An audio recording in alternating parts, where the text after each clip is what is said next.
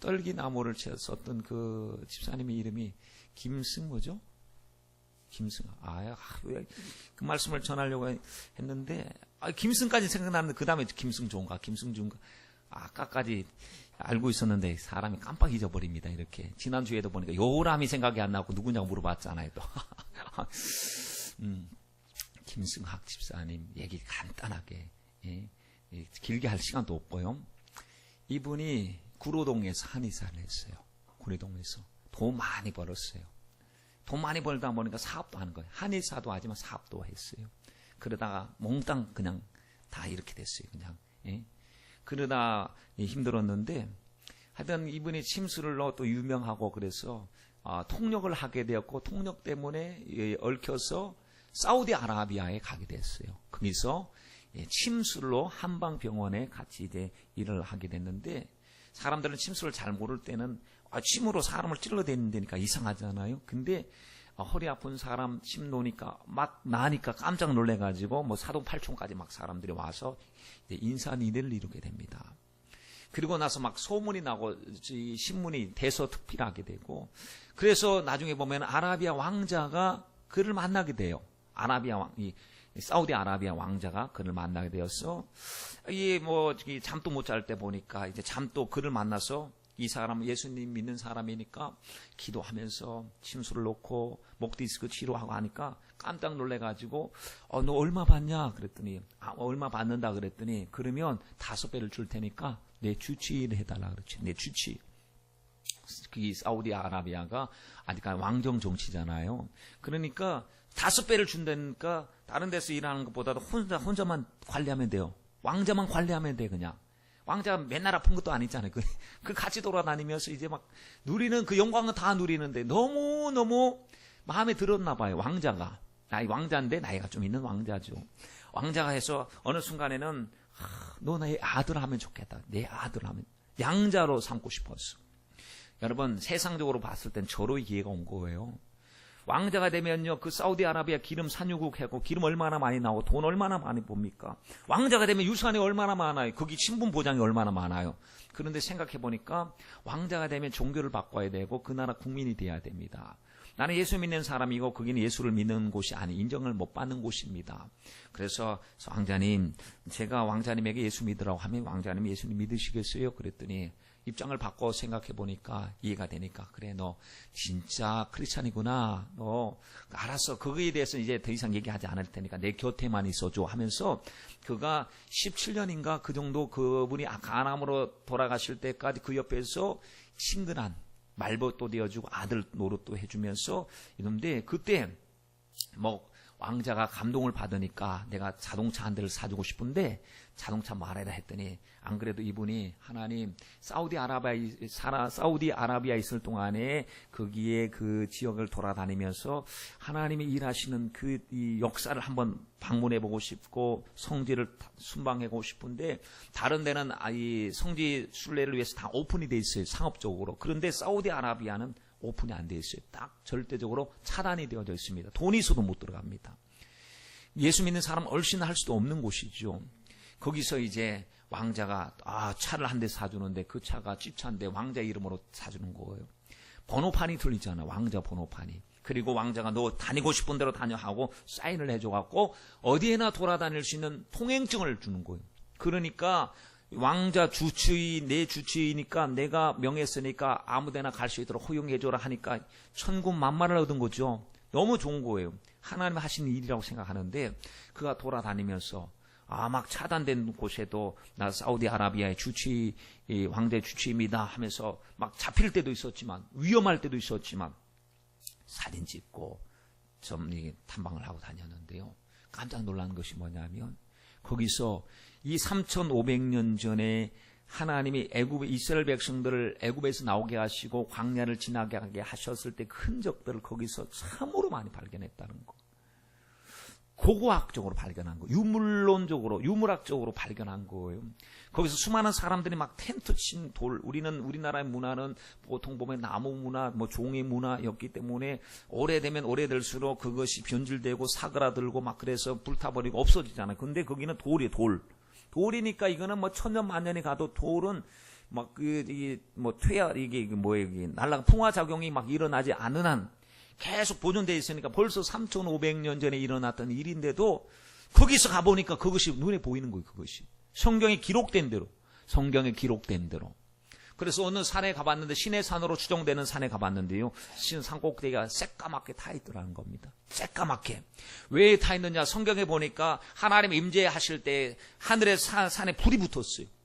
하나님 임재 속에서 수많은 사람들이 두려워서 팔팔 떨 때 모세로 우리에게 말씀하게 하옵시고 직접 말씀하지 말게 하옵소서 했는데, 사람들이 그거 화산 폭발의 흔적이 아닌가 했는데, 나중에 보니까 화산 폭발하면은 속에서부터 마그마가 작용해가지고 확 터지는데, 속이 새까맣게 되는데 속은 깨끗한데 겉모습만 터진 새까맣게 된 것을 보고, 말씀해 보니까 이런 일이 있었는데, 이런 일이 지금 3,500년이 지난 이후에도 흔적이 발견되었다는 거예요. 제가 여기서 말씀드리고 싶은 것이 무엇이냐면요, 하나님의 말씀은 고고학적으로도 확실한 하나님의 말씀이에요.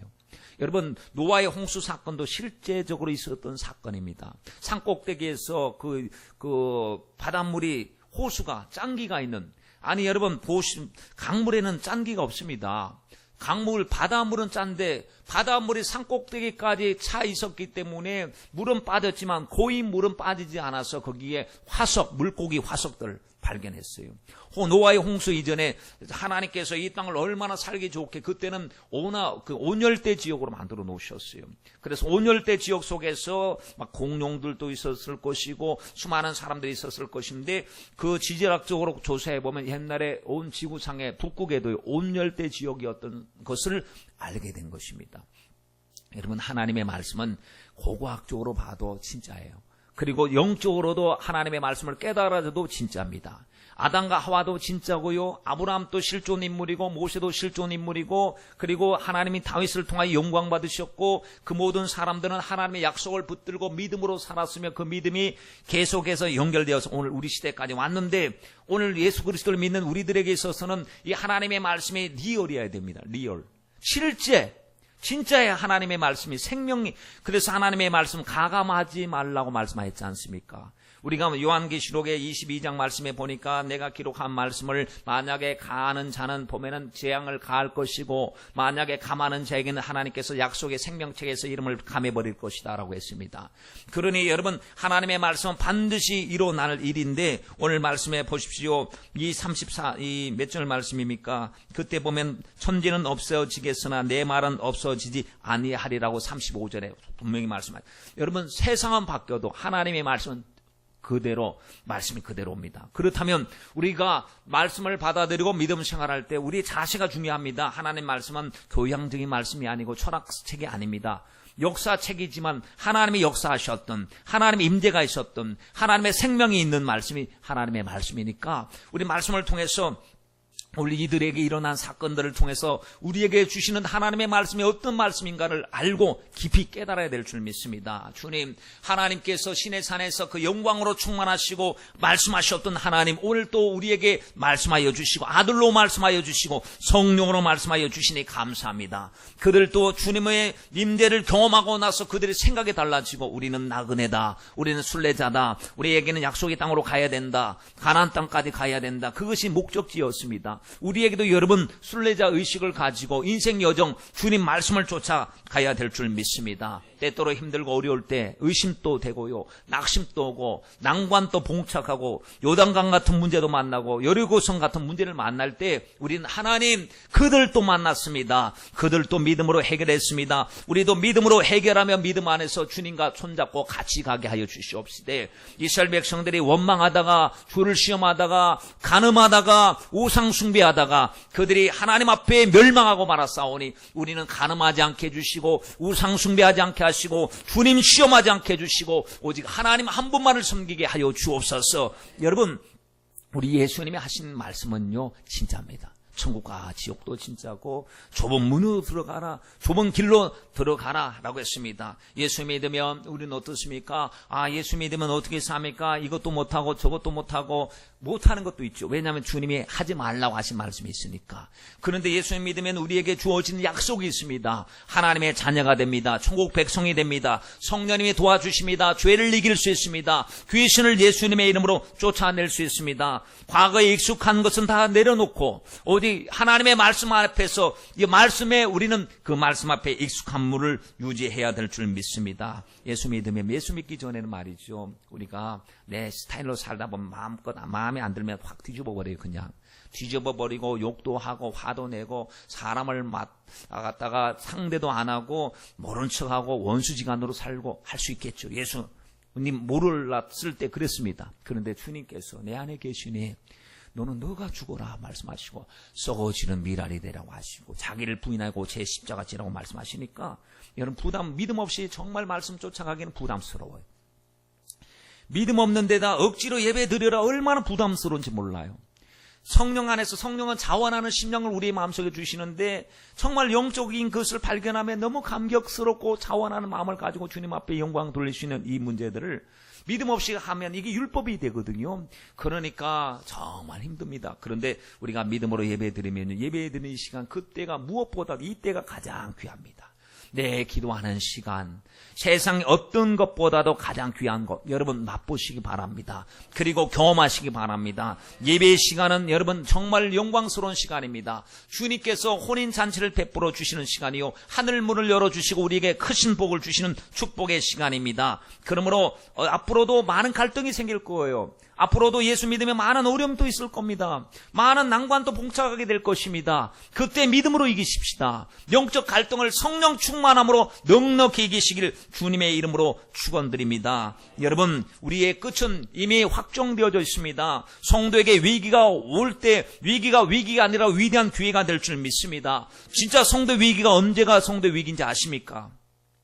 지난 주간에 말씀드렸습니다. 성도 위기는 성도가 하나님을 바라보고 하나님을 의식하고 하나님께 예배 드려야 될 우리들이 내 마음속에 예배가 희미해지고 말씀이 희미해지고 열정이 식어질 때, 하나님의 말씀이 의심이 되고 하나님 말씀 앞에서 내가 천상을 바라보고 하나님을 간절히 소망해야 될 내가 땅의 것만 바라볼 때, 오직 육신의 것만 최고로 여기고 하나님의 사람임에도 불구하고 성령의 인도를 받지 않을 때, 이것이 바로 성도의 크나큰 위기가 다가오게 된 것입니다. 여러분, 주님은 분명히 말씀하셨어요. 너희는 이 땅에서 빛과 소금으로 살아야 된다.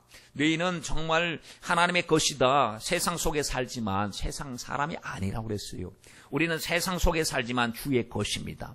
주님의 택한 백성인 줄 믿습니다. 여러분, 주님의 것으로 살아야 될 줄 믿습니다. 그러므로 하나님 억지로 마지못해서가 아니라 하나님 자원하는 마음으로 기꺼이 감사하는 마음으로 예배드리게 하시고, 주님의 섬기는 일이, 예배드린 일이 영광스러운 이름을 우리가 알고 사모해야 될 줄 믿습니다. 자, 우리에게 가장 중요한 것이 무엇이냐 하면 주님의 재림을 기다리는 신앙생활인데, 우리 주님은 뭐라고 하셨? 반드시 내가 속히 오리라, 구름 타고 오시리라, 영광 중에 오시리라 라고 말씀하셨습니다.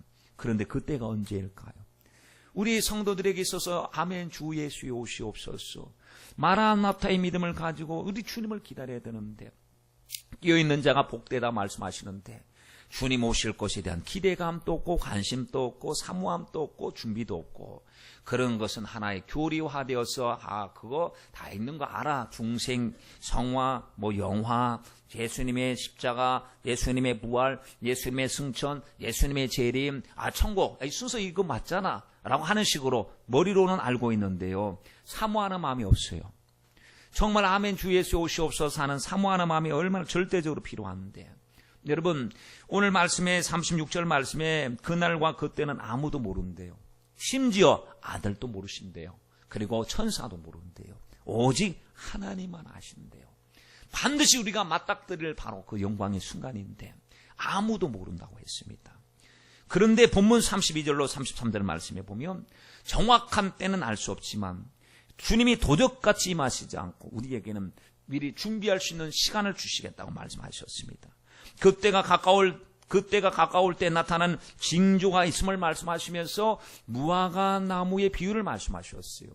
무화과 나무의 비유는 첫째는 자연의 이치를 보면서 세상에 돌아가는 것을 보면서 그때를 분별하라고 하는 말씀입니다. 여러분, 무화과 나무가 여름이 가까우면 가지가 연하여지고요. 잎사귀를 내기 시작한다는 거예요.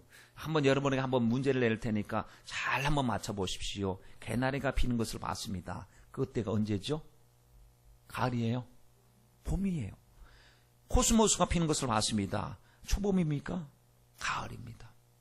매화가 피는 것을 봤습니다. 그때가 어느 절기입니까? 여러분, 꽃을 봤을 때마다 아하, 지금 코스모스가 피는 것을 보니까 여름에서 이제 가을로 접어드는구나. 자연의 이치를 통해서 알게 되는 것. 하나님은 우리에게 징조를 보여주시고 자연을 통해서 말씀하신 징조를 통해서 보여주시는 것입니다. 여러분, 징조를 왜 보여주신지 아십니까? 그리고 성경을 통해서 왜 주님께서 여러 가지 결정적인 징조들이 성경 속에서 얼마나 많이 나와 있는지 아십니까? 징조를 보여주신 이유는 첫째, 믿는 자들을 위해서 보여주신 거예요. 믿지 아니하는 자들은 깨어라 징조를 보라고 그래도 그들은 깨어지도 않고 징조를 봐도 뭔지 몰라요. 그리고 그냥 자연의 현상인 줄 알죠. 마지막 때 보면 주님께서 말씀하신 기근과 온역과 지진과 그런 분쟁의 소문이 그치지 않는다고 말씀을 하셨는데, 우리는 하나님, 이 요즘에 일어나는 시대적인 상황을 보십시오. 사람들의 그 강팍함을 보십시오. 사람들이 절망에 빠져서 너무 쉽게 목숨을 끊는 것을 보고요. 가족들이 심지어는 자기 자식을 불구시켜갖고 그걸 갖다 보상금으로 타는 것을 보십시오. 그리고 보면 그렇게 믿음직스럽고 안전해야 될 가정에서 말이죠. 불안해서 정말 믿음이 깨어지는 이 시대 속에서 우리가 살아가고 있습니다. 부모가 이 자식과 대적하죠. 여러분, 정말 하나님, 세상이 왜 이렇게 됐는지 몰라요. 옛날에는 더도 보도 못했던 일들이 아무리 그래도 그런 일은 우리에게는 잊지 못하고 양심상 또 잊지 못했던 일들이 지금 일어나는 일을 봤을 때 마지막에 징조라고 우리 주님께서 분명히 말씀을 하셨어요. 그러니 다른 사람들은 세상이 악해서 그래 할 때, 하나님 말씀 속에서 자기를 사랑하기를 그 누구보다도 사랑하고 부모를 거역하고 했는데, 하나님 그런가 봐요. 주님 오실 때 가까웠기 때문에 마귀가 자기 때가 얼마 남지 않은 줄 알고 분내어서 혈안이 되어서 수많은 사람들에게 자살하게 만들고 분쟁하게 만들고 시기 질투하게 만들고 교회가 무너지게 만들고 성도가 갈등하게 만들고 성도임에도 죄 짓게 만드는 이런 어둠의 세력들을 주님 지금 활동하고 있습니다. 껴있을 땐 줄 믿습니다. 주님 껴있게 하여 주시옵소서. 여러분, 세상 사람들은 그런 말을 해도요 긴장하지 않아요. 근데 세상 사람들에게 천국을 말해보세요. 아이고 뭐 별로 감동도 안 받습니다. 지옥을 말해보세요. 두렵기는 한데 믿지는 않습니다. 근데 우리들은 말씀을 알기 때문에, 주님이 아주 중요하게 말씀하셨기 때문에 우리에겐 영적 지식이 있습니다. 우리에겐 천국과 지옥이 있는 것을 알고 지금 또 하나님의 역사와 마귀의 역사가 있는 것을 알기 때문에 하나님 앞에, 주님 앞에 두렵고 떨림으로 신앙생활하게 되는 거죠. 우리 예수님께서 이렇게 말씀하셨어요. 제자들에게 주님, 하나님의 나라가 임할 때가 언제입니까? 물어봤더니 주님이 답변이 이 말씀이셨습니다. 그거 너희 알 바가 아니래요. 너희의 관심거리가 되지 말라는 거예요. 그것은 하나님이 알아서 하시니까 너희의 관심은 오직 아버지의 약속하신 것을 받기 위해서 예루살렘 떠나지 말고 모여서 기도하고 있어라. 그리고 기도하면 하나님이 성령으로 기름을 부어주실 텐데 오직 성령이 너희에게 임하시면 너희가 권능을 받고 예루살렘과 온 유대와 사마리아와 땅끝까지 이르러 내 증인이 되는 것이 너희의 관심이라고 그랬습니다. 여러분, 우리의 관심은요 성령 충만하여 오늘 하나님을 기쁘시게 하고 하나님 앞에 영광을 돌리는 것이 우리의 지대한 관심이 되어야 될 줄 믿습니다. 우리는 다 몰라요. 왜냐하면 아버지가 아시니까. 그러나 이 시대의 징조를 보면서 우리가 해야 될 일은 우리가 마음을 단장하고 주님이 말씀하신 말씀 속에서 우리가 순종하며 살아가는 것이 가장 중요한 것입니다. 우리가 지금 세상에 얼마나 여러분 혼란함 속에서 살아가고 있습니까? 그러니 하나님 말씀이 이루어지는 것을 보고 한 손에는 성경을 들고 한 손에는 세상 돌아가는 신문이나 메시지를 들어가면서 하나님, 주님의 원칙입니다. 주님의 시나리오입니다. 주님의 계획입니다. 그런데 계획이 지금 이루어지고 있는 현장을 보게 됩니다. 여러분, 현장만 보면 말씀의 원칙을 놓치기가 쉽습니다. 말씀만 보면 지금 일어나고 있는 실상을 우리가 알 수가 없습니다. 지금 얼마나 디지털화 되어져 가고 얼마나 아주 여러분 우리가 경험하고 우리가 상용화되어진 것보다도 훨씬 더 뛰어난 그런 과학 문명 발달을 통해서 인류가 하나로 네트워크화되고 하나가 되는지 아십니까? 참 무서운 시대 속에 우리 살아가고 있습니다. 어떻게 보면 나중에는 우리의 신분이 어디 있든지 정확하게 노출될 것이고 도망도 못 갑니다. 요즘에 범죄자들이요 도망 못 가잖아요. 그냥 잡혀요. 어디에서나 자기 신분이 노출되고 얼굴이 인식되기 때문에 피할 길이 없습니다. 그것이 악용이 되어지는 순간에 여러분 성도들은 큰 핍박을 받지 않겠습니까? 우리가 일상생활에 지나치게 신경 쓰다 보면 물론 일상생활 중요합니다. 아주 우리에게 주신 시간 공부하는 거, 사업하는 거, 돈 버는 거, 또 몸 관리하는 거 다 중요합니다. 그러나 단지 그것만 위해서 살아서는 안 됩니다. 누가복음 21장 34절 말씀에 너희는 스스로 조심하라. 그렇지 않으면 방탕함과 술취함과 생활의 염려로 마음이 어떻게 됩니까? 마음이 둔해지면 어떻게 됩니까? 하나님의 말씀이 믿어지지 않고 그 말씀을 따라가지 않습니다. 방탕함, 여러분 깨어있지 않은 방탕에 빠집니다. 깨어있지 않으면 술 취한 것처럼 세상 취해버리고 맙니다. 그리고 염려가 한 머릿속에 꽉 들이찹니다. 여러분 예수님께서 말씀하셨던 그 가시밭의 마음이 어떤지 아십니까? 자라긴 믿음이 뿌리가 내리긴 내리는데 위로 올라가면 세상의 염려와 재리의 유혹의 기운이 막혀서 가시의 기운이 막혀서 결실치 못한다고 그랬습니다. 그러니 이 모습이 꼭 우리들의 모습 같습니다. 보면 재리의 유혹, 물질의 문제도 있지요. 세상의 염려도 있지요. 그것이 머리에 한 짐을 이고 있으니까 우리가 주님께 기도해도 하나님의 일을 하려고 하면 그게 생각이 나고 도대체 혼란함에 빠져서 우리가 어떻게 해야 되는가 우리가 생각할 때 주님은 우리에게 스스로 조심하라 말씀하시고 마지막 시대에 이런 일에 매이는 성도들이 많음을 아시고 우리에게 경계로 주신 하나님의 말씀이 아니겠습니까? 여러분 지나치게 염려에 빠지는 것 이것이 무엇이냐면 하나님의 말씀을 불순종하는 거예요. 염려하지 말라고 했습니다. 염려를 주님께 맡기라고 했습니다. 내가 하려고 생각하지 마시고 여러분 염려거리 있으시죠? 우리 주님께 맡깁시다. 기도할 수 있는데 왜 염려하느냐? 맡기라고 하는데 왜 너가 책임지려고 하느냐 하시는 주님 앞에서 주님 염려를 주님께 맡깁니다. 과도하게 염려하다 보면 주님 일을 하는데 가로막힙니다. 시대를 분별하지 못하고 하나님의 나팔 소리 내가 못 듣는 사이에 들려지면 큰일 납니다. 성경은 잠들어 있는 우리들을 말씀으로 깨우시고 지금 또 여러 부분 여러 모양으로 계속해서 말씀하십니다. 여러분 말씀을 들을 때 사모하며 들립니다. 말씀을 들을 때요 여러분 말씀을 아는 만큼 들리기 시작합니다. 그러므로 우리도 부지런히 하나님의 말씀을 듣고 그 말씀 앞에 순종하는 저와 여러분이 되시길 바랍니다.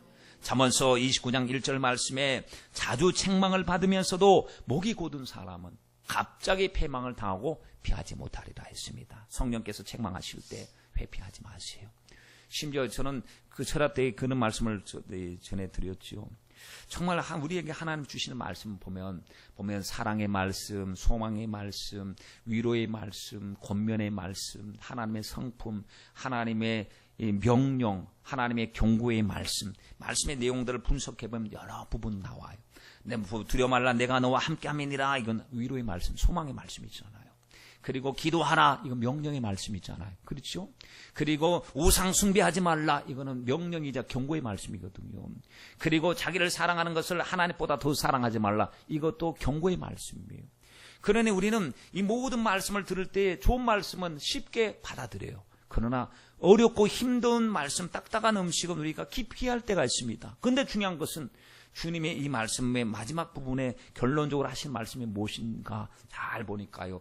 이런 자들은 하나님의 나라에 들어갈 수 없고 하나님의 나라의 기업을 받을 수 없고 하나님의 나라를 유업으로 얻을 수 없고 영원한 불못에 던지게 될 것이라는 구절이 뒤편에 이게 참고사항이냐 선택사항이냐 필수냐라는 것을 봤을 때 우리는 여기 이 문제를 해결하지 않으면 우리에게 큰 난관이 봉착되고 하나님과 상관없는 자가 될 것이라고 하는 말씀이 딱 못 박혀 있는 것을 보면서 하나님 정말 이거는 그냥 모른 척하고 지나가야 될 얘기가 아닙니다.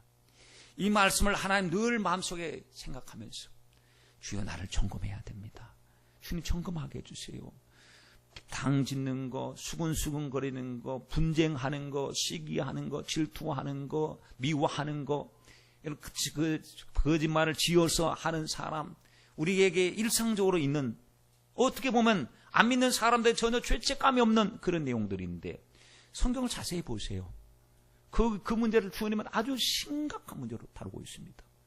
그러니 하나님, 그러면 이 문이 이렇게 좁으면 누가 하나님의 나라에 들어갈 수 있겠습니까? 했을 때 사람으로서는 할 수 없을 때 하나님으로서는 할 수 있다고 했으니 변명하지 말고 하나님으로 할 수 있습니다. 예, 하나님 나는 못합니다. 나는 할 자원도 없습니다. 하나님 하게 성령님 기름을 부어주시고 주님 죄악은 악은 모양이라도 버릴 수 있도록 성령님 도와주시고 주님 죄를 용납하지 않을 하나님 믿음을 주시옵소서. 거룩한 하나님의 백성으로 구별되어서 주님 앞에 쓰임받을 수 있도록 주여 나를 도와주시옵소서 하고 하나님 앞에 우리는 기도해야 될 줄 믿습니다. 여러분 32절 33절 말씀에 보면 무화과 나무의 비유를 배우라 했을 때 무화과 나무는 많은 부분에 있어서 이스라엘 백성들을 지칭하는 나무입니다. 열매 없는 무화과 나무를 주님이 저주하셨잖아요. 그래서 다시는 열매 맺지 못하게 하셨거든요. 그것이 바로 열매 맺지 못한 이스라엘 백성들, 종교에 빠진 이스라엘 백성들을 향한 주님의 질책이요 경고였거든요. 그러니 무화과 나무의 비유, 무화과 나무 살아나기 시작하는 겁니다. 지금 죽었던 무화과 나무 가지가 연화해지고 잎사귀를 내면 여름이 가까운 줄 알리라 인자의 이맘도 이와 같다고 했는데 많은 성경학자들, 성경을 연구하는 사람들은 무화과 나무의 비유를 어떻게 해야 될 것이냐, 이것이 상징으로만 끝날 것이냐, 아니다, 실체적인 일도 지금 현대 가운데 일어났는데 여러분 이스라엘 백성들이 망한 게 주후 70년이에요. 주후 70년이요. 지금은 2014년이고 주후 70년경에 로마의 티토스 왕대에 의해서 예루살렘의 성이 회파되면서 모든 민족이 뿔뿔이 흩어져 버렸습니다. 그래서 1900년 동안 나라 없이 살았습니다. 위기였습니다. 유대인들은 핍박을 받았습니다. 그런데 하나님이 보존해 주셨어요. 이방인에 의해서 짓밟히게 될 것을 말씀하시고 예언하셨거든요.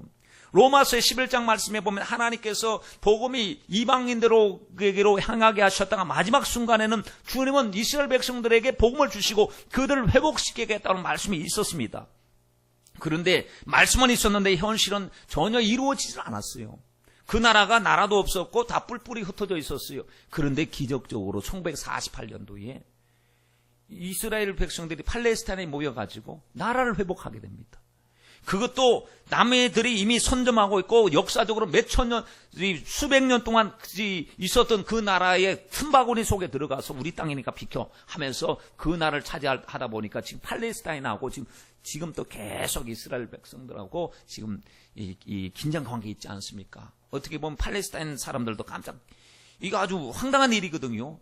수백 년 동안 우리 땅인데 갑자기 1900년 동안 딴 곳에서 살던 그 이스라엘 백성들이 옛날 하나님 주신 우리 땅이니까 내놔라 하고 들어간 거.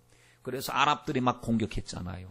왜냐하면 이것들이 이 이스라엘 백성들이 미운 이 새끼거든요. 그래서 거기에 주위에 강력한 사우디아라비아를 비롯해서 수많은 이 회교권 나라가 아랍권이요. 그 나라를 공격해서 말살시키려고 했는데 어떻게 됐습니까? 6.1 전쟁. 전쟁을 통해서 이스라엘이 이겼어요. 기적이에요, 기적.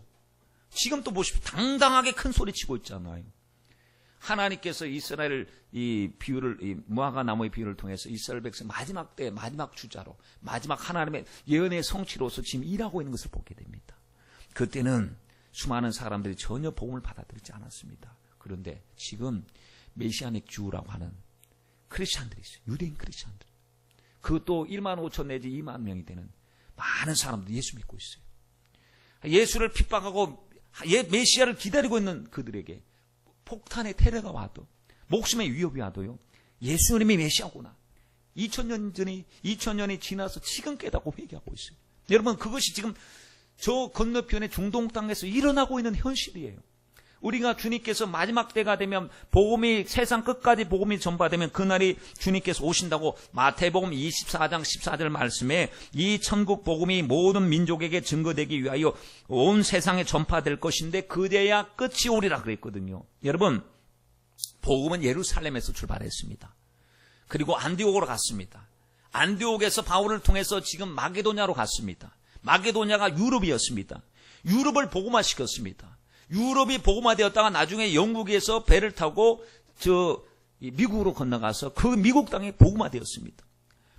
미국에서 선교사님들이 우리 한국 땅으로 지도상으로 보면 서쪽으로 계속 움직이는 거예요. 지금 여기 지도를 보면은 이스라엘이 있으면은 여기 유럽이 이쪽이 있잖아요.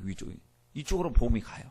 여기서 또 서쪽으로 또 가요. 서쪽으로 가면 어디가 나옵니까? 아메리카가 나오거든요. 아메리카에 하나님의 말씀이 들어가더니 아메리카에서 서쪽으로 또 가니까 아시아가 나와요. 아시아에서 하나님의 복음이 우리 한국 땅에 전파되게 하시고 중국이 지금 복음화되고 있어요. 그리고 더 나가서 이제 중동 이슬람권으로 가서 어디로 갔냐? 지금은 이스라엘에 복음화되고 있어요. 그러니 여러분 시작점이 끝점인 거 아시죠? 원형을 그릴 때 딱 해서 딱 그리잖아요.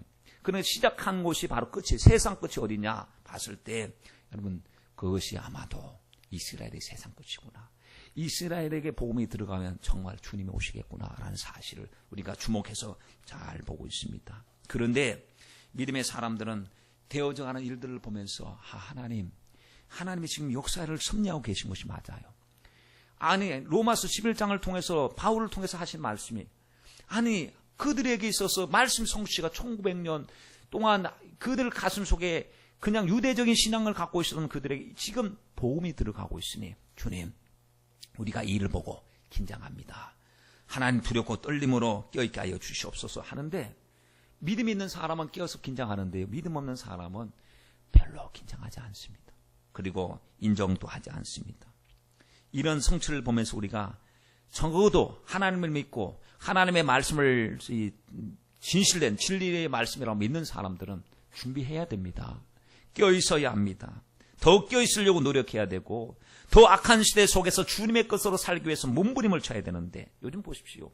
이 시대를 무엇으로 비유할까 하시면서 피리 불어도 춤추지 않고 애곡하여도 울지도 않고 하나님의 말씀을 들어도 회개하라고 그래도 그냥 어떤 벽에다가 말을 하는 것처럼 전혀 반응이 없어요. 여러분 이 시대가 마지막 시대라고 그랬어요. 우리 주님께서 마지막 시대는 어떤 시대입니까? 했더니 말씀에 37절 말씀에 이렇게 말씀하셨어요. 노아의 때와 같이 인자 임함도 그러하리라 그랬어요. 여러분 노아의 때에 홍수 심판이 있었던 것처럼 주님 오실 때도 이런 일이 있다는 거예요. 어떤 일이냐 하면 노아의 때 어땠느냐? 사람들이요 먹고 마시고 시집가고 장가가는 일에만 몰두했습니다. 하나님은 전혀 의식 없었고 죄 지었어요. 하나님의 아들들과 사람의 딸들이 서로 정욕적으로 하나가 되기 시작했습니다. 그러더니 죄를 계속 짓게 되는데 하나님이 근심하셨고 근심에 염두도 두지 않습니다. 하나님이 탄식하셨어요. 하나님이 한탄하셨어요. 그런데 유독 노아만이 하나님 앞에 경건한 사람이었답니다. 그때 하나님 노아에게 말씀하신 노아야 내가 인류를 심판해야 되겠다. 너는 보존하기 위해서 심판과 더불어 하나님이 보존하기로 원하시는데 방주 져라. 말씀으로 방주 짓도록 하셨는데 그들의 연수가 120년이 되리라 했습니다. 여러분 120년이 무슨 시간입니까? 주어진 기회의 시간이고 주님의 심판이 유보된 시간이고 회개할 수 있는 시간인데 아무런 감동이 없고 깨닫지 못하는 사람은 120년에게는 아무런 유익이 되지 않았던 시간이에요. 죄악만 더 깊었던 시간입니다.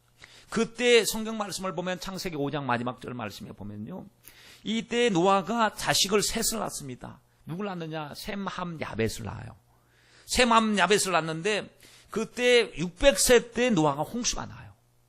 600세 때 노아가 홍수 나는데 그때 주님이 경고하실 땐 120년이 그들의 마지막에 되리라 했으니까 거꾸로 가면 아마도 480세 때 하나님이 심판에 대한 경고를 들었던 것 같아요. 그런데 500세 때 자식을 낳았어요. 이 얘기는 무슨 얘기냐 하면 지금 노아는 하나님의 명을 받고 일상생활에도 충성하면서 열심히 살면서 아이를 낳았어요. 아이를 낳았는데 이 아이들을 지키기를 위해서 힘썼어요.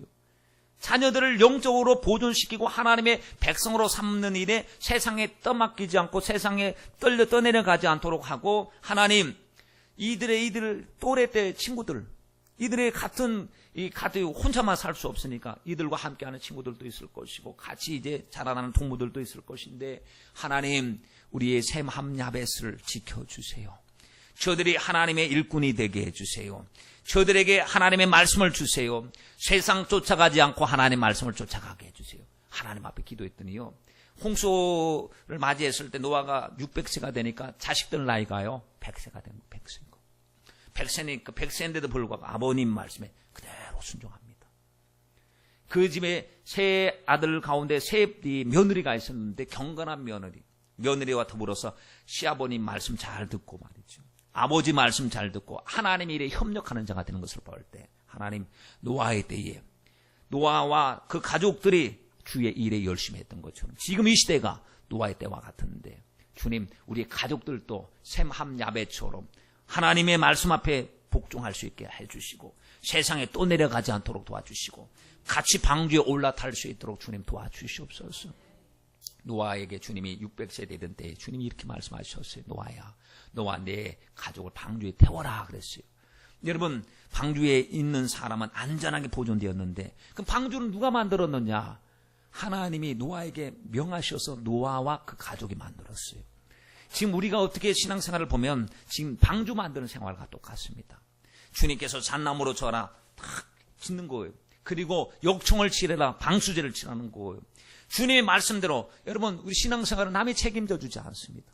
우리가 하나님의 말씀에 순종하고 그 말씀대로 하면 나중에 그 신앙생활이 우리를 구원하게 되고 우리를 보호하게 되고 환난에서 우리를 지키게 될 줄 믿습니다. 그러므로 어떤 사람은 그냥 아무런 일하지 않고 하늘에서 뚝 떨어지길 바라지만 그런 것은 없습니다. 심은 대로 거두고 일한 대로 주님께서 갚아주실 줄 믿습니다. 하나님의 음성을 듣는 자와 하나님의 음성을 무시하는 사람들과 섞여서 살았어요. 그러나 노아와 그 가족은 그 악한 시대 속에서 말씀의 인도를 받았습니다. 여러분 노아의 때 우리는 노아처럼 살아야 됩니다. 누가복음 17장 말씀에 보면 바리새인이 예수님께 물었어요. 하나님의 나라가 어느 때이 말일까? 라고 물었습니다. 그때 주님께서 여기 본문과 같은 말씀을 하실 때 하나 덧붙인 게 있습니다. 그때는 노아의 때와 같고 롯의 때와 같다고 하셨어요.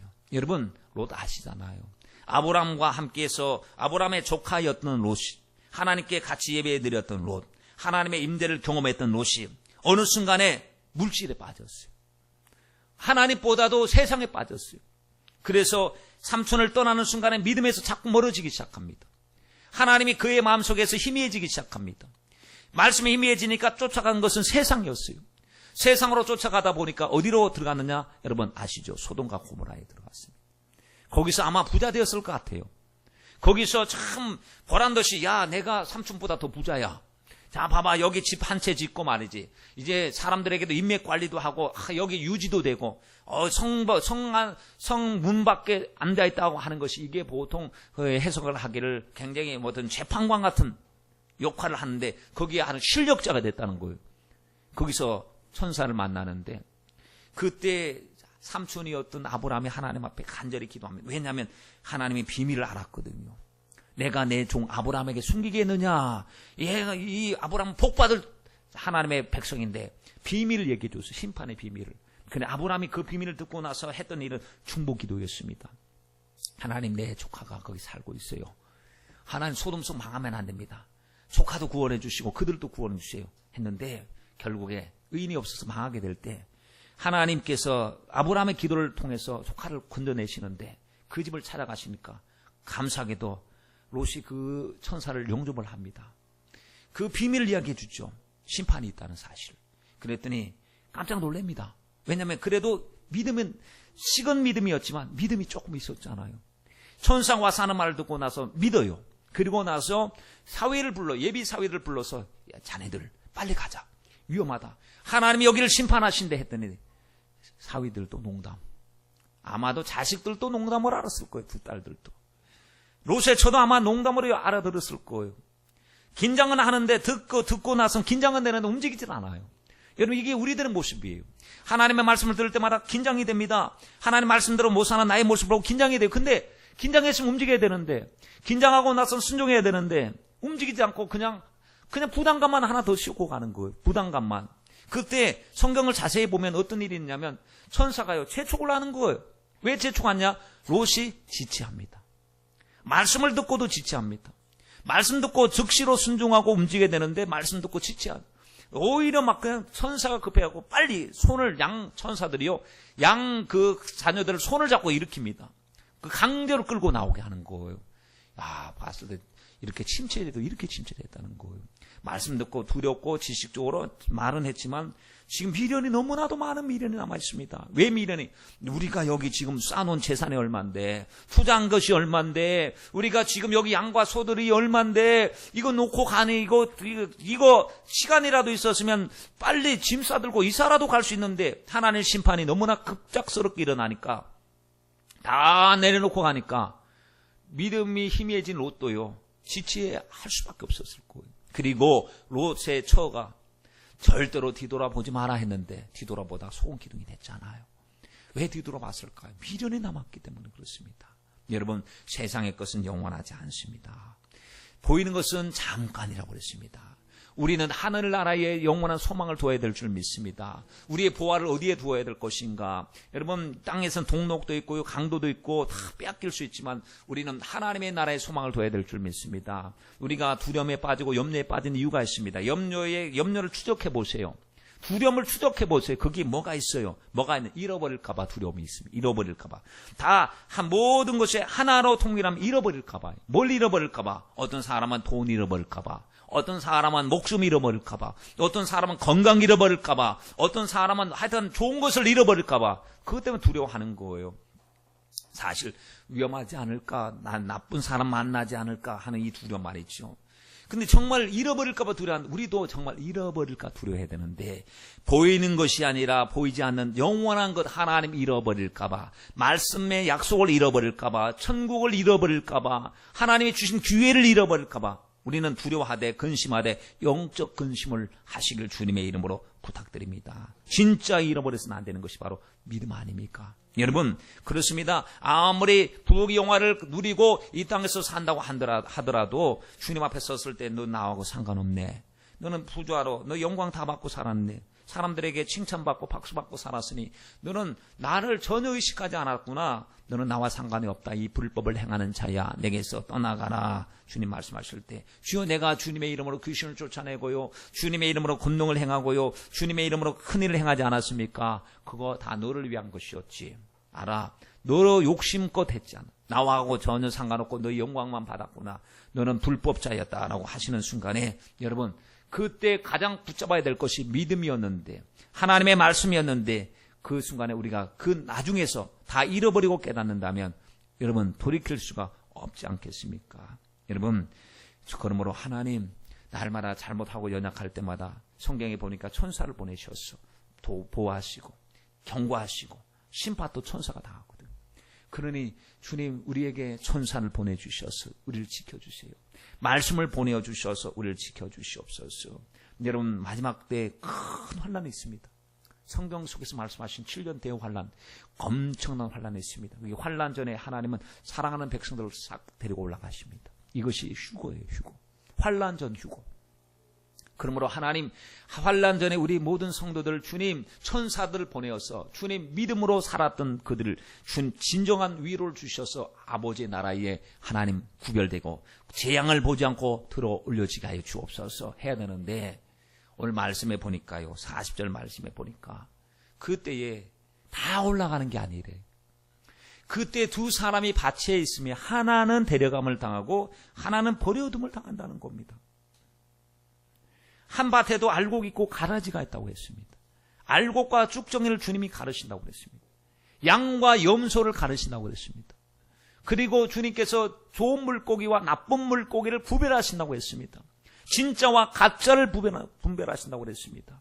반드시 주님께서 우리는 분별되어 때 알곡은 데려가십니다. 신부는 데려가십니다. 그런데 거짓은, 가짜는 주님이 내버려 두신대요.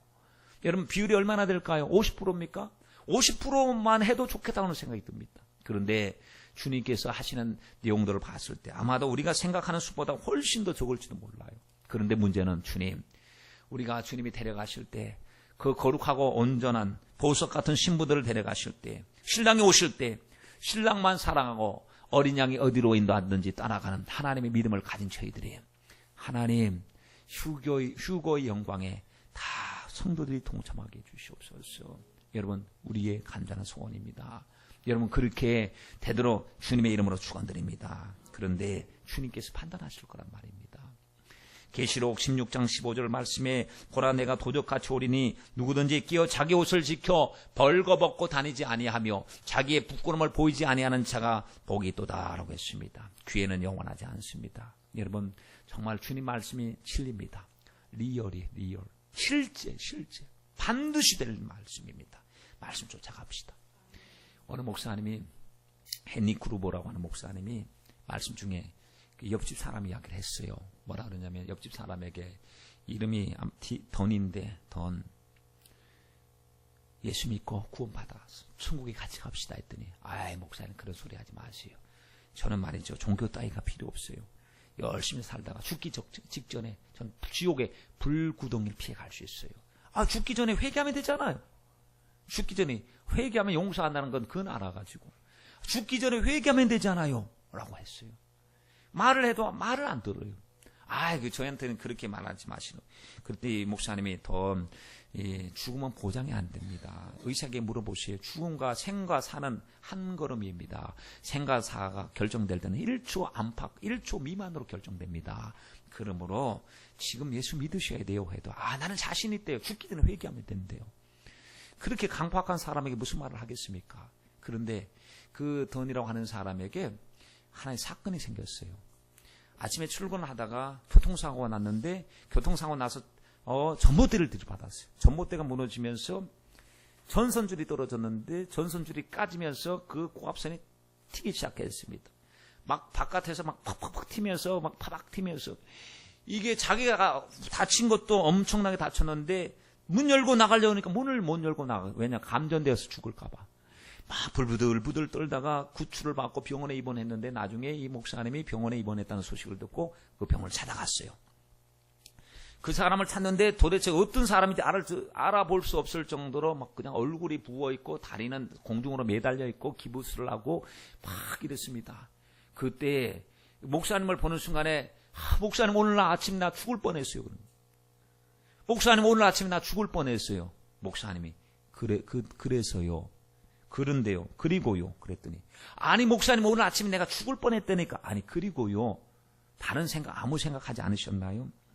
조금 있다가 죽을 것 같다는 느낌을 가졌을 때 그 다음에 어떻게 하셨어요? 그 다음에 말이죠. 아무 생각 없었는데요. 아니 당신은 평상시에 나한테 늘 했던 말이 당신은 죽기 전에 회개한다고 그랬잖아요. 죽음이 눈앞에 딱 왔을 때 안 죽은 것이 감사하지만 죽음의 기회가 왔을 때 이 죽을 줄 모른다고 하는 기회가 왔을 때 그 다음에 당신의 마음의 반응은 어땠습니까? 했더니 아무 생각 없었대요. 그냥 죽을까 봐 두려워했을 뿐이지 왜 회개할 생각 안 하셨나요? 회개할 생각이 안 들었다는 거예요. 여러분 회개할 생각도요. 늘 하나님을 의식하는 사람이 회개할 생각하는 거지. 하나님 없이 나중에 내가 죽기 전에 회개하고 죽겠다는 사람 죽을 때 회개할 생각 안 납니다. 회개할 생각이 안 납니다. 그때 당신은 늘 나에게 말했습니다. 내가 죽기 일보 직전에 회개하겠다고 수년 동안 나에게 말해왔는데 이제는 회개할 때가 된 것 같지 않습니까? 했더니 자기가 그런 큰일을 당하고 나니까요. 내가 나를 책임져 줄 수 없다는 사실을 알고 회개했다는 겁니다. 회개. 여러분 이렇게 얘기하는 사람 많잖아요. 나중에요. 나중에 기회가 있을 때요. 나중에 열심히 했을 때요. 근데 언제 죽을 줄 압니까? 언제 죽을 줄 압니까? 죽음은 어디서 어떻게 언제 죽을지는 아무도 모르는 겁니다. 그러므로 하나님 지금의 은혜 받을 만한 때요. 지금의 구원의 날인 줄 믿습니다. 여러분 우리가 할 수 있는 최선은 뭐냐면 우리 신앙을 돌아보는 거예요. 그리고 내가 잘못 신앙생활했던 것을 회개하는 겁니다. 그리고 양다리 걸친 것을 이제는 오직 그 다리를 하나님 쪽으로 옮겨놓는 거예요. 그리고 믿음 생활 잘하는 거예요. 그리고 진짜 하나님 말씀을 따라 순종하면서 우리에게 주어진 일상생활, 학생들은 공부하는 일, 또 이 세상 우리 가족들은 또 세상에 모든 맡겨진 일을 대해서 충성히 하되 늘 하나님 앞장 세우고 하나님 말씀을 쫓아가면서 사는 것이 가장 영적인 안전한 길인 줄 믿습니다. 그날 우리가 하나님 앞에 섰을 때 그날이 최고의 영광의 날이 되길 주님의 이름으로 간절히 축원드립니다. 여러분 42절로 44절 말씀으로 한번 다 같이 읽으시고 우리 말씀을 생각하면서 우리 통성 기도했으면 좋겠습니다. 자, 42절부터 44절까지 시작. 그러므로 깨어있으라 어느 날에 너희 주가 임할런지 너희가 알지 못함이니라. 너희도 아는 바니 만일 집주인이 도적이 어느 경점에 올 줄을 알았다면 껴있어 그 집을 뚫지 못하게 하였으리라. 이러므로 너희도 예비하고 있으라. 생각지 않은 때에 인자가 오리라. 아멘.